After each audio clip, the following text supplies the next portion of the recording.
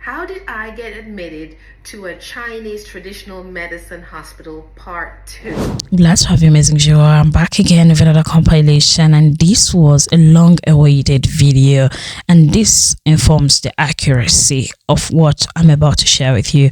I'm glad that this lady took time to evaluate her progress before she could come back to us. For background, you can also watch the previous video linked in the comment section for you. This lady went to a traditional Chinese medicine in Guangzhou, China, where she was admitted for 7 days. And the tests that were run to her is what you guys want to know and updates on. Some of you asked such questions. What did they found? Did they find something actually with a Chinese traditional medicine? Is it accurate? There were so many questions under this post. And also, others asked, how much did all these things cost? Like the video for recommendation, and let's dive into this compilation. Enjoy. Here's part 3, the informational update that you've been waiting for about what happened to me since I was admitted for 7 days at a Chinese traditional medicine hospital here in Guangzhou, China. I will not only give you the update, but if you stay till the end, I'll also share how much it cost. So, it's been 2 months since I was seen, and I just went back for a checkup. And if you haven't seen part 1, go back and take a look at that, because overall, my health wasn't so bad, but it was my eyes. The pressure was so bad, and after years of going back and forth with US doctors, the doctor here in China, she called it. She says, you know what? You got glaucoma. We got to get that pressure down. And if you don't get the pressure down, we're going to have to operate. They put me on 3 different drops. And also they created some traditional Chinese medicine pills right there at the hospital that I had to take 3 times a day.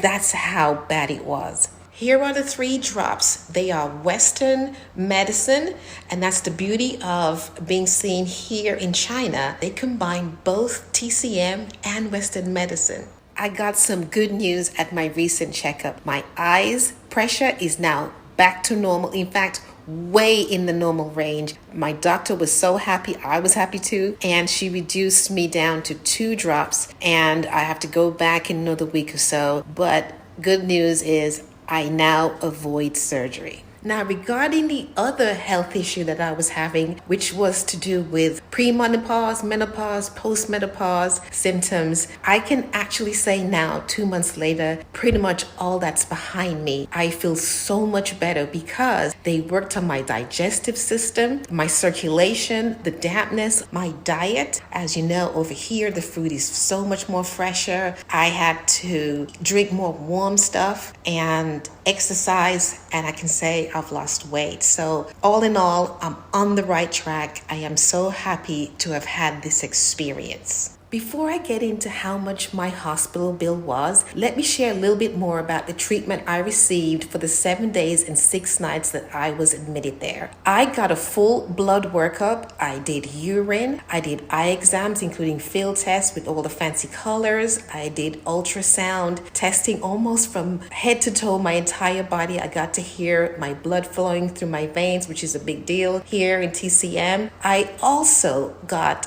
acupuncture for the first time and the cupping treatment as well. That was pretty neat. Daily, they came and did treatments at my bedside. I had electrotherapy, which is where they put some electronic things on each of my legs for about 30 minutes. They did that for each day to help with circulation. They also created these herbal patches that had medicine in them that they created right there at the hospital. It was customized to me. I had to wear those, one on each leg, 4 hours a day. And I also got traditional Chinese medicine herbs in a liquid form, customized to me and my health needs. It was in 2 packets. It was liquid, and drink that twice a day. Plus, as I mentioned, I had my TCM customized eye pills that I had to take 3 times a day as well. On the discharge, remember I was taking 3 different kinds of drops? They gave me 9 drops supply, so 3 of each to go home with, plus 10 days worth of the TCM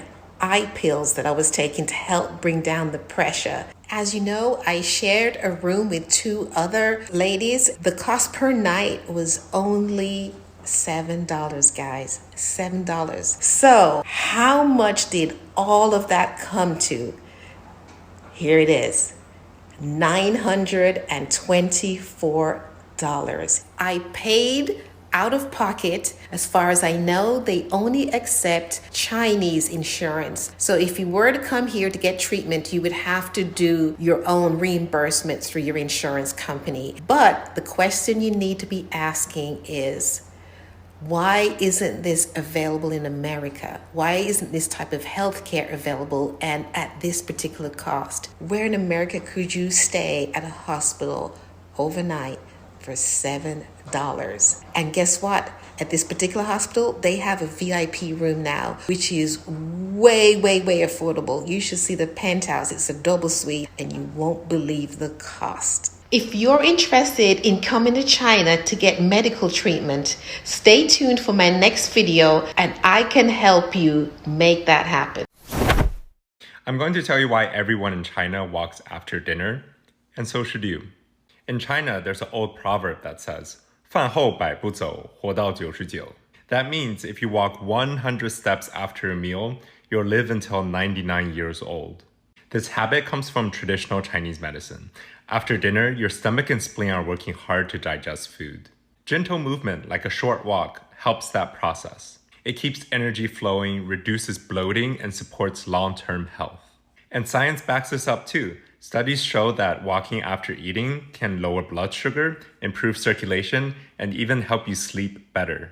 Now, if you're ever visiting China in the evening, you'll see this lifestyle in action. Around 7 or 8 p.m., parks and gardens come alive. Families, couples, grandparents, all walking together. Some people are even dancing in the plazas. It's a beautiful ritual. So instead of heading straight for the couch after dinner, try a gentle 15-minute walk. Want to learn more Chinese medicine secrets for every day? What would Chinese do after the dinner? Sitting on the couch watching TV? No way! Social. It must be social. Allow me to give my take on this. Something that I've seen so much impressive about China is the fact that they haven't disconnected themselves from the older generation. So, and the wisdom that they get from their elderly has carried their nation to the next level. The reason why I always share little things about China is because I'm not so much interested in the development, which is amazing, but contrasting the development with the moral standard of people that has remained intact, like it's what is amazing for me. And sometimes when you think about an affordable healthcare, we think about the United States and countries that are Western countries generally. But even in Africa, I remember being admitted in an hospital knowing that I'm a foreigner, still in Africa. I was charged close to that amount for a single night in the hospital. And what did they do? I wasn't sick. Oh my goodness. So anyway, China has affordable life. Yeah, it's affordable in China. And I pray that they won't let go of their values, because that's what makes the world envy you guys.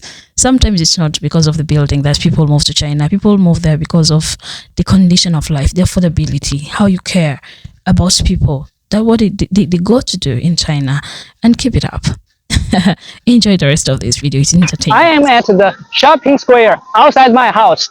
It's 8:15 p.m. Let's look what they are doing. Nice dance. This group of dancing aunties, which I join right now, looks hale and healthy. None of them is overweight. What's that shining thing? Whoa, they're dazzling toy cars. It's so cool for children. But I'm overage to drive it, I think. What's that facility? It's a little stimulating for a child. Busy cowboy. Nice name. I've never seen a cowboy in China, by the way. That will be fun. What's that? Star Wars? The plane looks cool. That's a lovely rabbit ticket store, but parents don't like it. Whoa, a fish train is driving towards me. What an ugly design. No wonder no child on it. Whoa, the ocean ball seems popular. So many people in it.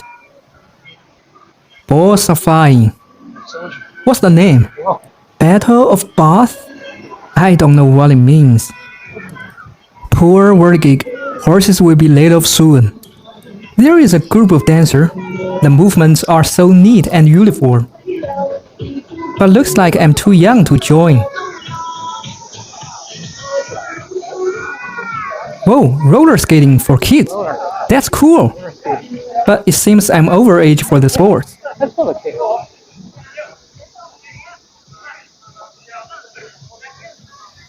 Oh, be careful, honey. There's a long way. Let's fast forward. There is a huge group of dancers. Looks like all are ladies. The music is interesting. It feels like I can hardly keep up with the beats. Whoa, what happened to that red shirt girl? She seems so addicted to it. What? She wears a slipper to dance. Good job. Well done. Let's go. It's so brainwashing. There is a small group beside. Folk music, slow beats which I can easily keep up.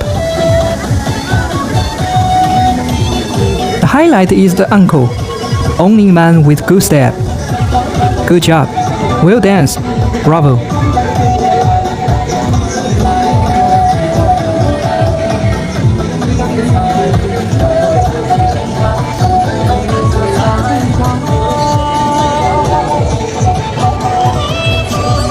What's that?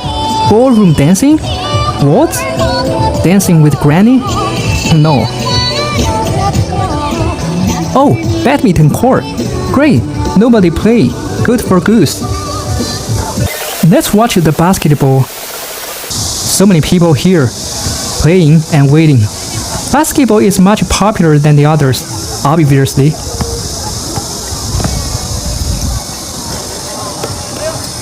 Look at Uncle in red. He is so humble and be careful. Playing with a young guy, maybe his grandson in age. Very good. Healthy lifestyle. Respect. Let's go on. A night market. Selling flowers and decoration.